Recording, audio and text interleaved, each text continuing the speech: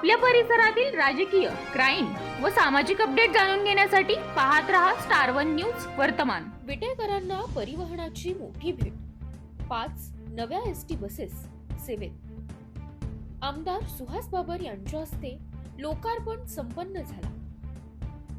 विटा आगारातील प्रवाशांसाठी अखेर आनंदाची बातमी समोर आली आहे। वारंवार बिघाड होणाऱ्या जुन्या बसांचा त्रास आता कमी होणार असून महाराष्ट्र राज्य परिवहन महामंडळाच्या विटा आगारात तब्बल 5 नव्या एसटी बसेस दाखल झाल्या आहेत। या बसेसचे लोकार्पण आमदार सुहास बाबर यांच्या हस्ते उत्साहात पार पडले। या कार्यक्रमाला जिल्हा परिषद गटाचे सदस्य, विटा नगर परिषदेचे नगरसेवक, एसटीचे अधिकारी आणि नागरिक मोठ्या संख्येने उपस्थित होते। गेल्या अनेक वर्षांपासून जुन्या आणि वारंवार बिघाड होणाऱ्या बसांमुळे प्रवाशांना मनस्ताप सहन करावा लागत होता। अनेकदा प्रवास अर्धवट थांबत असल्याने विद्यार्थी, नोकरदार आणि ग्रामीण भागातील नागरिकांसाठी मोठी गैरसोय होत होती। मात्र आता या नव्या अत्याधुनिक बसेस सेवेत दाखल झाल्याने प्रवास अधिक सुरक्षित, आरामदायी आणि वेळेवर होण्याची अपेक्षा व्यक्त केली जात आहे। त्यामुळे विटा परिसरातील प्रवाशांमध्ये समाधान आणि आनंदाचे वातावरण निर्माण झाले असून एसटीच्या सेवेला नवी गती मिळणार असल्याची भावना नागरिकांनी व्यक्त केली आहे। तसेच विटे शहरातील नव्या होणाऱ्या बसस्थानकाची पाहणी करण्यात आली। यावेळी आमदारांनी विटा बसस्थानकाबाबत काय म्हणाले पहा सविस्तर। प्रतिनिधी कीर्ती गायकवाड।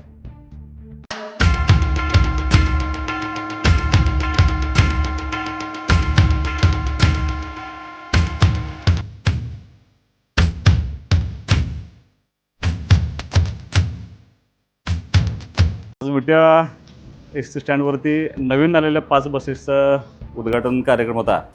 कार्यक्रमासाठी सगळे आमचे पंचायत समिती, जिल्हा परिषद, नगरसेवक सगळे आमचे उपस्थित होते। काही आमचे सगळे ज्येष्ठ सहकारी उपस्थित होते। DC आपल्या जिल्ह्याच्या राऊत मॅडम या ठिकाणी उपस्थित आहेत। आणि त्या सगळ्या बसेसचं उद्घाटन झाल्यानंतर आपण जे विटा शहराचं नवीन बसस्टँड बांधायला लागलो आपण त्याच्या कामाची पाहणी करण्यासाठी सगळे एकत्र आलो। आणि मला असं वाटतं की जिल्ह्यामध्ये सगळ्यात चांगलं बसस्टँड हे आपल्या विटा शहराचं व्हावं यासाठी गेले 2 वर्ष आपण प्रयत्न करत होतो।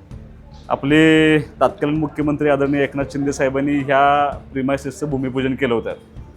आत्ताचे परिवहन मंत्री आदरणीय सरनाईक साहेब, मुख्यमंत्री आदरणीय देवेंद्र फडणवीस साहेब, आदरणीय सुनेत्रा काकी या सगळ्यांच्या सहकार्यातून मला असं वाटतं की जिल्ह्यात सगळ्यात मोठा निधी ह्या विटे शहराचं बसस्टँड दुरुस्त करण्यासाठी किंवा नवीन बांधण्यासाठी आपल्याला मिळालं होतं। आणि खूप चांगला प्लॅन, म्हणजे कदाचित लोकांची थोडी ह्या 1.5 वर्षामध्ये गैरसोय झाली, मी काय नाकारणार नाही, पण एखादं नवं इन्फ्रास्ट्रक्चर उभं करत असताना शेवटी त्याच्या फेजेस असतात, कॉन्क्रीटच्या सगळ्या, त्याचं क्युरिंग। आणि माझं तुम्हाला सगळ्या नागरिकांना माझा तुम्हाला शब्द आहे की जिल्ह्यामध्ये कुठं नसेल असं बसस्टँड आपलं विट्याचं असेल। ह्या 6 महिन्यामध्ये तुमच्या आम्ही सगळं ताब्यात देऊ। आता या महिनाखेरीस 9 प्लॅटफॉर्म आपण देतो आहे। तर मी तुम्हाला हा थोडासा प्लॅन समजून सांगायचा प्रयत्न करतो। म्हणजे कॉन्ट्रॅक्टर या ठिकाणी उपस्थित आहेत। पूर्वी तशी जागा सुदैवानं आपल्या बसस्टँडला खूप चांगली आहे, पण जागा असताना सुद्धा थोडं प्लॅनिंग नव्हतं किंवा 14 प्लॅटफॉर्म होते दोन्ही बाजूला मिळून, म्हणजे ह्या बाजूला आणि दक्षिण बाजूला आणि उत्तर बाजूला असे 14 प्लॅटफॉर्म होते। आता आपण एकाच बाजूला 17 प्लॅटफॉर्मचं आपलं बसस्टँड उभा करतो आहे। म्हणजे मला असं वाटतं की हे सफिशियंट आहे, पण जरी भविष्यात कधी लागलं तरी आपण त्या बाजूला नवीन प्लॅटफॉर्म करू शकतो। प्लॅटफॉर्म हे सगळं करत असताना काळजी अशी घेतली आहे की ज्यापूर्वी चुका होत्या, सुरक्षेच्या दृष्टीनं काही गोष्टी करणं आवश्यक होतं, पार्किंगच्या दृष्टीनं काही करणं आवश्यक होतं, पिकअप अँड ड्रॉप, जसं एअरपोर्टला सगळ्या सुविधा असतात। तुम्ही जर ज्यावेळेला प्रवेश कराल, ज्यावेळेला 1-3-4 महिन्यामध्ये पूर्ण होईल, प्रवेश केल्यानंतर रिक्षातून येणारे प्रवासी आहेत त्यांना उतरायची व्यवस्था सोडून लगेच रिक्षा बाहेर जाऊ शकते। परमनंट रिक्षा ज्या उभारतात त्यांची व्यवस्था आपण या ठिकाणी रिक्षा स्टॉप म्हणून केलेली आहे। पार्किंगची व्यवस्था, 2 व्हीलर 4 व्हीलरची पार्किंगची व्यवस्था आपण सेपरेट दिलेली आहे। त्याच्यानंतर पिकअप ड्रॉपला ज्या छोट्या गाड्या येतात, कार सगळ्या, त्यासुद्धा पिकअप ड्रॉपची व्यवस्था आपण या ठिकाणी दिलेली आहे। जवळपास किती 14 गाड्या आहेत ना, 16 म्हणजे शेवटी एस टी उभा करत असताना त्याचे उत्पन्न, कारण ह्याचा मेंटेनन्सचा खर्च खूप मोठा आहे, त्याचं व्यवसाय म्हणून 16 गाळे प्रशस्त साईज देऊन 16x16ची साईज दिले आणि असे 16 गाळे आपण याच्यामध्ये उभा केले. जे आमचं असं म्हणणं आहे की त्याच्यामध्ये सगळ्या सुविधा असल्या पाहिजेत. मग बचत गटांची व्यवस्था झाली पाहिजे, पूर्वी व्यवसाय करणाऱ्या लोकांची व्यवस्था झाली पाहिजे. हे उभा करत असताना इतकी काळजी घेतली की पूर्वी महिलांसाठी ज्या व्यवस्था सगळ्या होत्या, म्हणजे फीडिंग रूम असेल किंवा हिरकणी कक्ष असेल, पोलिसांचं सेपरेट बसायची त्यांची व्यवस्था होती, ते सगळं त्याच्या प्लॅनमध्ये इन्क्लूड करून आपण हा सगळा प्लॅन बनवला आहे. पहिल्या फ्लोअरवरती म्हणजे शक्यतो पहिल्या फ्लोअरमध्ये देत नाहीत, पण आपण पहिल्या फ्लोअरला एस टीचं उत्पन्न वाढावं म्हणून 2 मोठे हॉल दिलेत. काही बँकेनं आपण विनंती करू की तुम्ही इथं भाड्याने लोकांची व्यवस्था होईल आणि उत्पन्नाचं पण साधन एस टीला तयार होईल. इथं जो स्टाफ आपला आहे, समजा काही कंडक्टर आहेत, काही ड्रायव्हर आहेत किंवा महिला आमच्या कंडक्टर आता हळूहळू यायला सुरुवात झाली. रात्री अपरात्री जर काय त्यांची राहायची व्यवस्था करायची असेल तर आपण डॉर्मेटरी इथं उभा केली, महिलांची सेपरेट केली, पुरुषांची सेपरेट केली. प्रवासी एखादे अपरात्री इथं आले तर त्यांचीसुद्धा व्यवस्था व्हावी या हेतून आपण त्यांची व्यवस्था करण्याचा ह्या प्लॅनमध्ये प्रयत्न केला आहे. पूर्वी डेपो मॅनेजर राहायची व्यवस्था दुसरीकडे होती, त्यामुळं थोडं कंट्रोलिंग कमी असायचं की ते सेपरेट एकदा त्यांच्या घरात गेली की. आता तसं नाही, आता त्यांचा फ्लॅट आपण इथंच वरती केला आहे.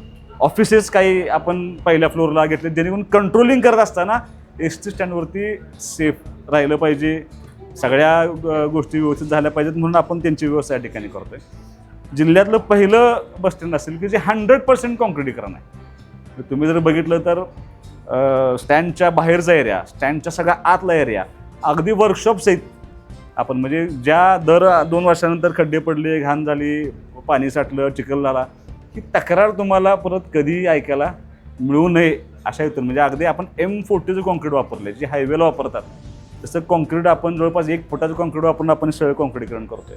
मग ते मेडिकल ट्रीटमेंटची व्यवस्था झाली पाहिजे. अशा सगळ्या म्हणजे माझी तुम्हाला विनंती आहे, थोडा त्रास झाला आहे, अजून 1-2 महिने, आता ह्या महिन्याखेरीस आपण 9 प्लॅटफॉर्म चालू करतोय आणि 2 महिन्यामध्ये 2.5 महिन्यामध्ये MIDCचे लोक पुढे गेले. 2 महिन्यामध्ये आपण कॉन्क्रीट सगळं संपवत आहे, म्हणजे 2 महिन्यामध्ये आतलं कॉन्क्रीटीकरण सगळं संपून जाईल. इन आउट पूर्वी एकत्र होतं, आता म्हणजे आता एकत्र आहे. 5 मीटरचा 7 मीटरचं इन अँड आउटसाठी प्रोव्हिजन होती. आता आपण इनसाठी 9 मीटर आणि आउटसाठी 9 मीटर, म्हणजे आत प्रवेश करताना बाहेर जाताना कुठेही कुठल्या गाडीला इजा होऊ नये, कुणाला माणसाने इजा होऊ नये, धक्का लागू नये, अपघात होऊ नये, ह्यासाठी आपण त्याची व्यवस्था करून ठेवली.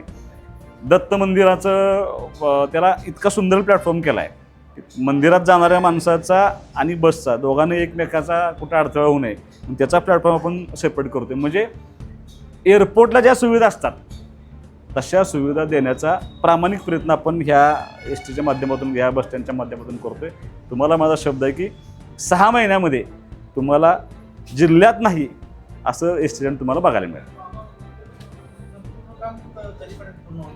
आता निम्मा ह्या महिन्याअखेरच आपण हँडओव्हर करतोय, म्हणजे वापरायला देतोय.